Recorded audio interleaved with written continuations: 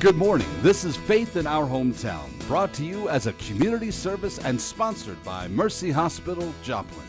And now, here's your host, Father Jay Friedel.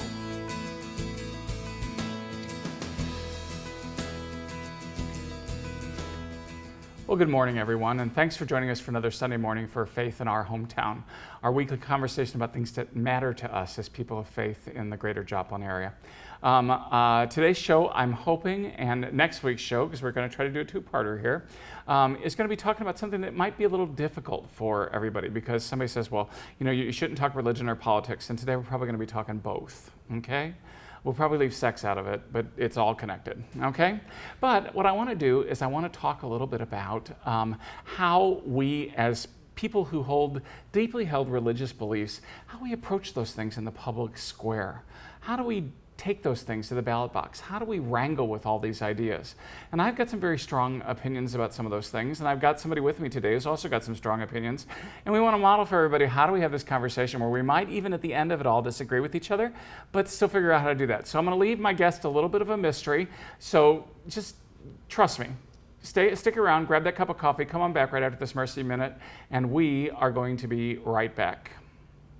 Cancer is the leading cause of cancer deaths in the U.S., and now we have an effective tool to screen for it. A low-dose CT uses a lower amount of radiation than a standard chest CT. Breathe in. Better detailed pictures than a chest x-ray of small abnormal areas of the lung. A person must be between 55 to 77 years old, asymptomatic, which means they don't have any symptoms such as coughing up blood, chronic cough, shortness of breath, unusual weight loss, or any other worrisome symptoms. They must also be a current smoker or have quit within the past 15 years, also must have a 30-pack year history or more, which equates to smoking 1 pack a day for 30 years, or 2 packs a day for 15 years. People generally avoid these scans possibly due to fear of what could be found. Like many other cancers, if we can detect lung cancer early, it could be very treatable and life-saving.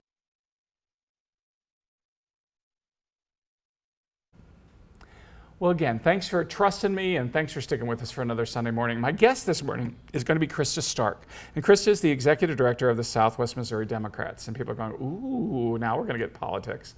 So I wanted to have Krista on because there's lots of things in our discussions these days about legislation that's, that's attempting to be, passed and things like that, things that we've done, and whether we're going the right direction. And of course, some people are on one side of the issue and some people are on the other side of an issue. And I just wanted to have the conversation because I think these things matter to so many people who care about life and faith and all those good things.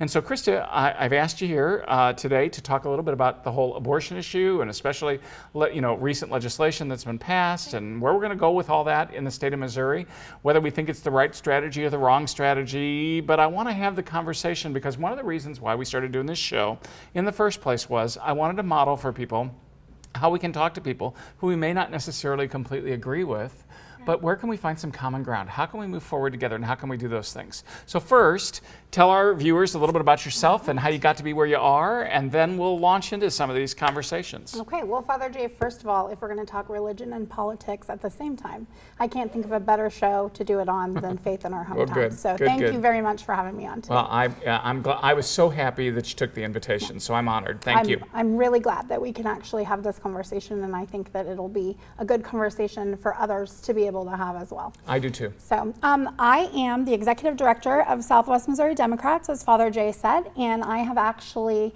been in that position for 5 years now. This is my hometown. I'm from here, and I've always lived in the area. I live in Webb City. So I'm really happy to represent Democrats and to represent the organization Southwest Missouri Democrats, because we are an organization that is representing a voice for people in our area. Sure. We have a growing membership. We have a 5-county area. Actually, our offices are in Joplin, but we cover both Jasper and Newton County, as well as McDonald County, Dade County, Lawrence County, and our newest county is Berry County, where we do have actually a special election going on right now that will be in November. There we go. So, Krista, I would say that the area tends to kind of skew a little bit more conservative, tends to skew a little bit more Republican.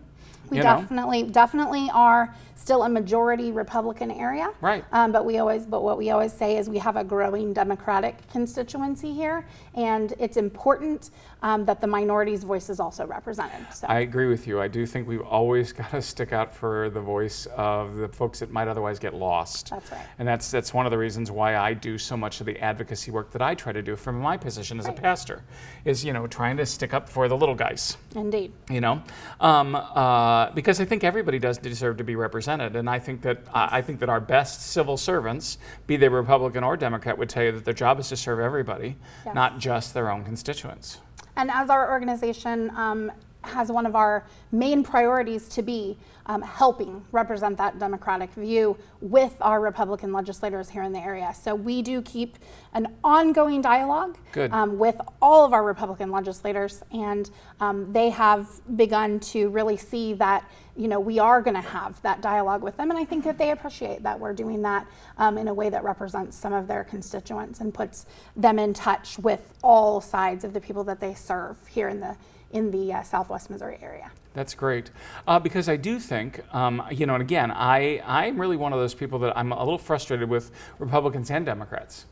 You know, Okay. I don't like where either party lands on a lot of things. I don't have I mean, you know, everybody will just say, well, this party represents it more, this party represents it more, and I'm just like, I'm not so sure that from where I sit, God's happy with either party right now. I mean, you know, on certain issues, I think that he applauds when one group does one thing, and I think he then applauds when another group does another thing. But right now, sometimes it's really hard, especially with some of those platforms that exist, Right. and especially on this abortion issue, especially in Yes. national politics. You know, that's a big deal, Right. and I don't like the fact that that right now we've only got two parties. I wish there was a viable third party, because then I think, I mean, you know, and I'm just going to say this is my own personal thing. I think that if we had a viable third party, then it wouldn't just be being about what the other party's not, or trying to get the other votes from the other party. But it would also be a real thing of saying, well, how do we still accomplish the greatest good, all of us together? How can we come up with something different? Because right now it seems like our choices are almost binary. It's either 0 or 1. I can understand that viewpoint. There are other parties that are represented and have ballot access in Missouri. Now they tend to be kind of on extreme sides of the spectrum. So, Right. so it's not like we have a party in the middle that sort of brings that all together. What I've always said is that actually the Democratic Party is the big tent party. We have a wider array of different kinds of people that participate with our party than any other party, frankly. You know, you've got people represented on all different sides of the economic spectrum that are Democrats. You've got people represented on all different sides of the types of work, blue-collar workers, white-collar workers, you know, people with disabilities, people that are retired. We have lots of retired members as well that now see Democratic politics in this area as one of their passions. They come in and volunteer at the office because they want to do something that is making change. So I have always called the Democratic Party the big tent party, and we do have people that have a whole wide range of different beliefs, and we also have people from every single faith. I believe that. Our party, and our party right here in Southwest Missouri, we have people of so many different faiths.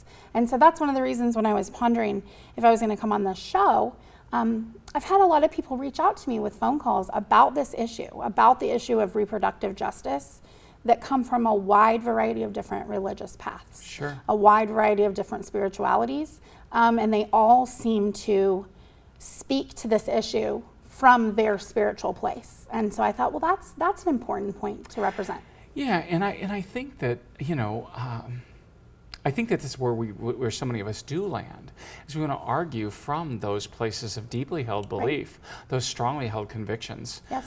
You know, I want our denomination, I want Catholics to be known as the people who believe in life and who stick up for life in all of its forms. From young to old, from little to big, from rich to poor, whatever label it has, that big tent, if you will, okay?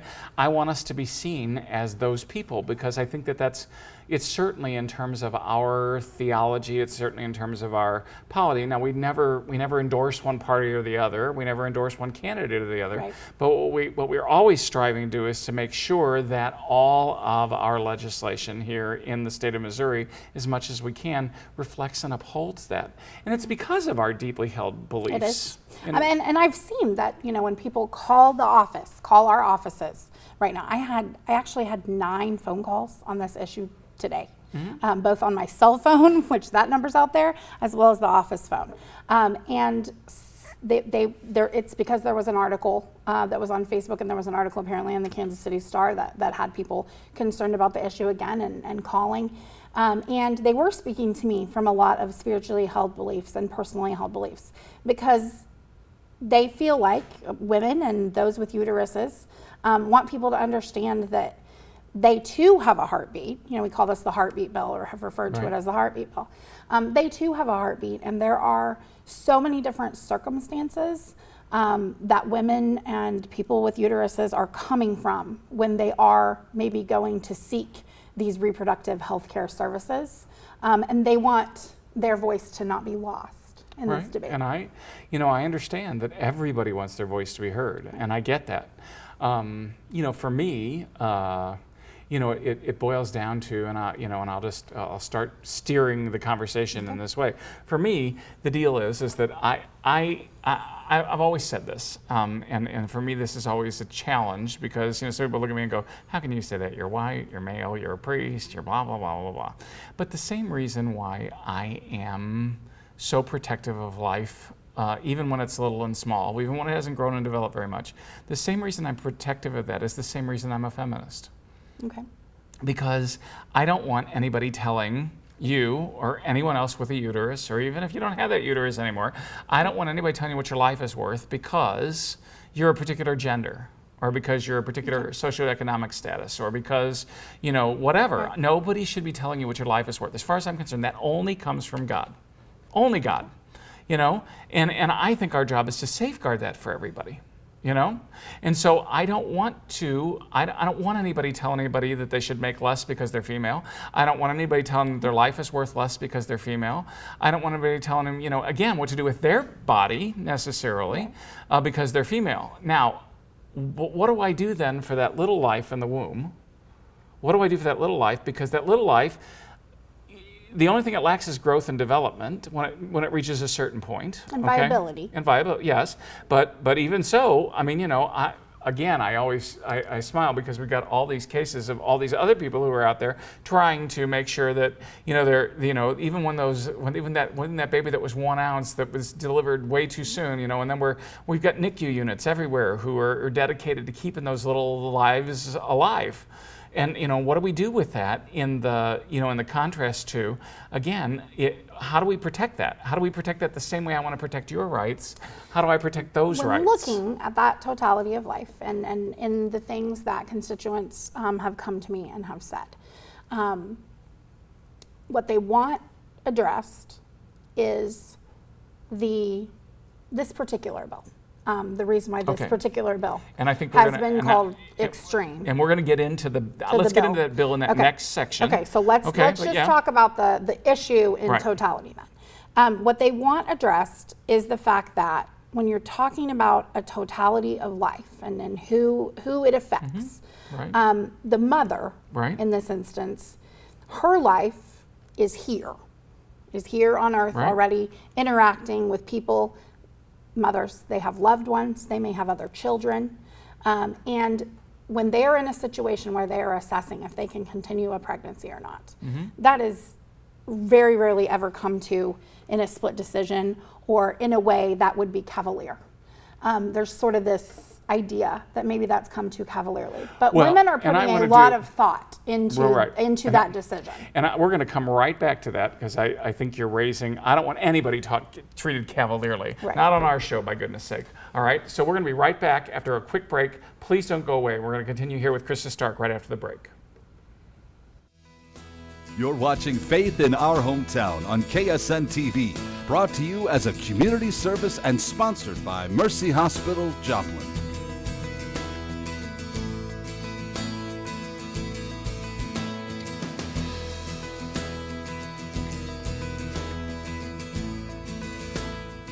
Okay, so we had to take that little Yes. break, but I want to get right back in this because Okay. this is great. So you're right. I don't want anybody treating anything cavalierly, and I don't believe I'm not out to paint anybody who comes to a different conclusion than I am Right. as bad, evil, sick, wrong.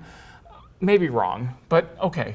But I'm just saying. But I don't want to paint with that brush because I know that nobody wants to be treated cavalierly. Right. And women that have come to a decision that they can't continue a pregnancy, oftentimes when you ask them, first of all, we live in a country where, privacy is often seen as like an overriding issue. But on this issue, for some reason, it doesn't seem to be about privacy. It seems to be that a lot of people want to inject their opinions about what a woman should or should not be able to do. So they are speaking up, and they are speaking out about a lot of things that really they're probably not very comfortable talking about. I saw Minority Leader Crystal Quaid do so on the floor of the Missouri House. I've had a lot of women call our office and speak to me about heartbreaking, heart-wrenching scenarios Yes. that they want help speaking to their representatives about, and we have helped them to give them the proper numbers to speak to the representatives about these things. But they want the totality of life assessed, and part of that is their life as the person, carrying this potential life.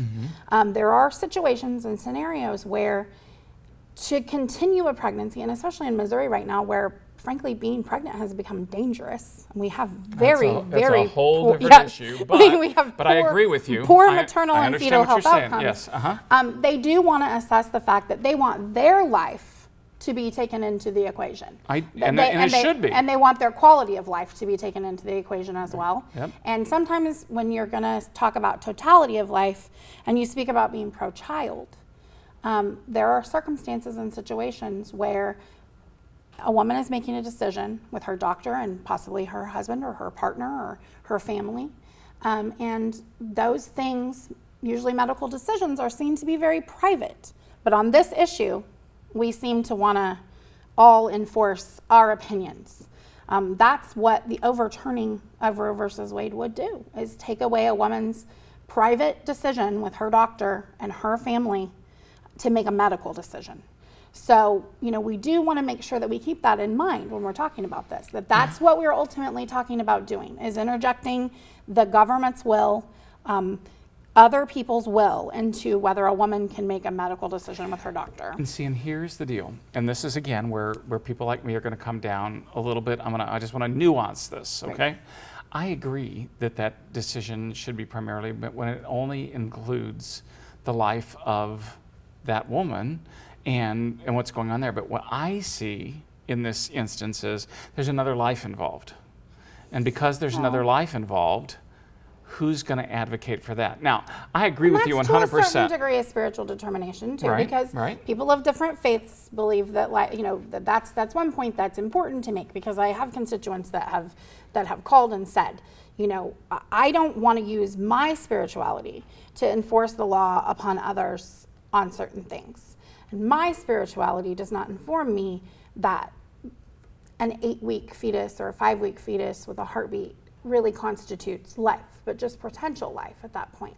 So we've got a lot of different spiritualities informing on what is life, and yet we're trying to make a law based on one particular set.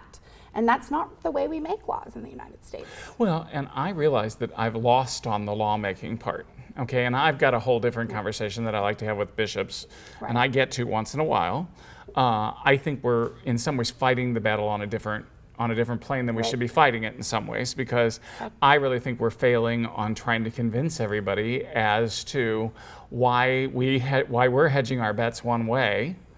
Why we, from the beginning of conception, just say the only thing it lacks is growth and development before that, could become a person. Now, I realize that, yes, every once in a while, there are some things that happen with undifferentiated cell. I get all that. But I don't know where to say that life has begun, and the only thing it lasts, I don't know where to draw that line. And so that's the reason why when I go to argue it, I have to kind of go to that spot.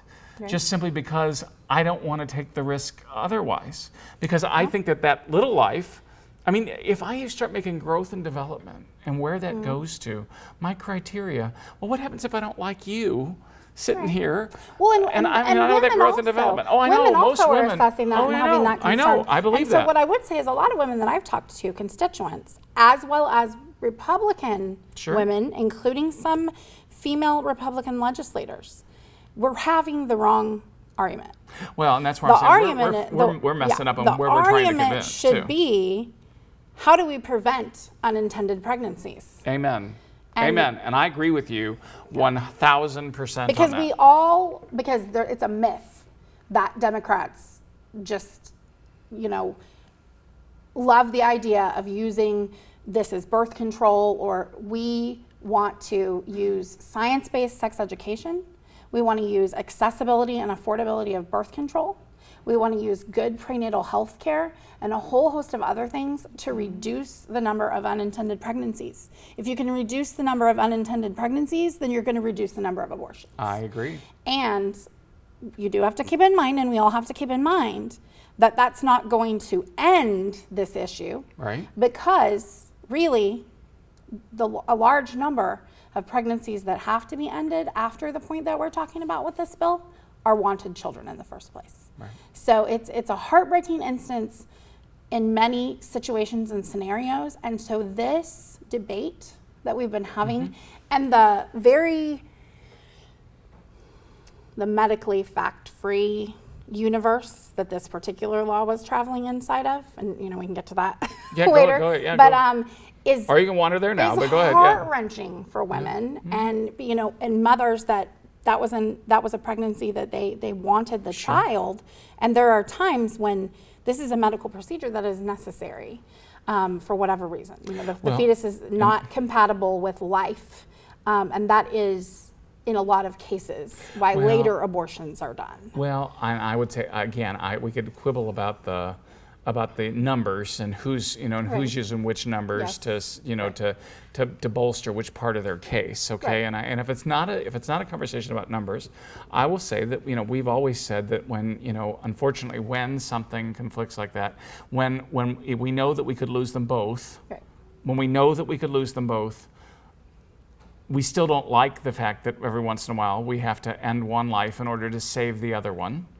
But we've known it's happened, and it's happened throughout our history, and we've known that. We've made it. We certainly can make moral allowances for that. And there are times when it's not even a matter of saving the mother's life or fertility, possibly with whatever situation. But there are times, and there are anomalies, and there are fetal anomalies where that mother and family and father are making a parenting decision for their child. If a parent feels like their child is experiencing pain or going to experience pain through a birth because they're going to be born with something that, then that's a parenting decision that we feel like it's important to let parents make. And see, and again, with their doctor, under medical advice.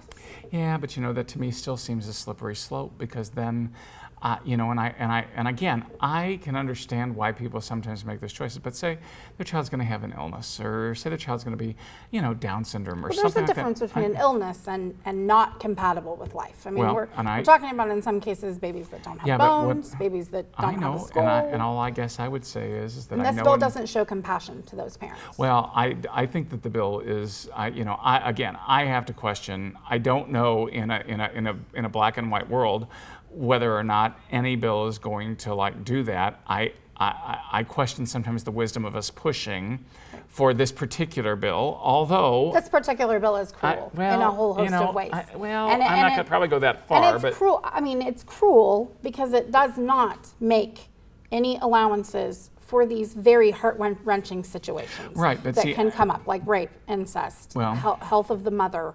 Viability of a fetus. It doesn't actually make exemptions for it's an extreme bill. It's an extreme bill. Well, and again, that's where some folks are going to come down on it. I mean, I will say that I think our own Missouri bishops have just said that they were in favor of the bill, and they're the ones that are going to lead us in that regard. But what I'm not so sure that all of the strategies are in place, but I think that in so many cases, like for example, yes, if a child is going to be born, I just think of one of our children that was born to us that was precious to us as a parish. Prayed for her. We knew she was going to be born, and we knew she was only going to live for a short period of time. But that was what we did, because in that context, for us, that seemed to be, okay, let's continue to let God be God. And those parents were lucky to have that support, Yeah. and were able to make that decision. Right. But the bill that we're talking about now doesn't allow parents to make that decision. And anymore. this is where sometimes, again, I say that I don't know that our strategy is always what I want it to be. Yes. But again, I understand where, again, in that black and white world, you just say, for example, I'll look at you and say, I understand in an instance of rape why somebody would want to terminate a pregnancy. I understand it. Am I still going to say it's a good thing? No. Well, and I mean, your spirituality may, Right, informs that it's not a good thing. Right. And again, I want to finish explaining that, because I want to come off looking again like I'm a curmudgeon, or crude or insensitive or uncaring. Yes. But when I'm placed with one or two decisions here to say, okay, I don't know how not to, in some ways, still say, I wish the heroic thing would be done again, so that this life that is new and is little doesn't somehow get its chance. Now, Krista, I'm so glad we got another half an hour to talk about this, because we are just scratching the surface of the conversation. It is a complicated issue. Oh my God, it's complicated. And I am so glad you were here, because I just think it's important for us to be talking. Yes. I think it is. So we're going to be right back into this Mercy Minute. Don't go away. I've had mammograms on the bus probably 12 to 15 times. It has been a lifesaver for me.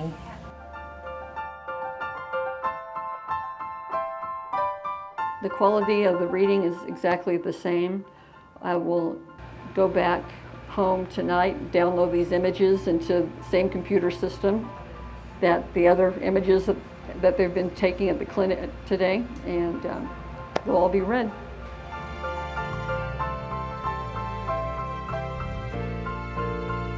The earlier the better. Don't wait, don't put it off. Get started and do it every year.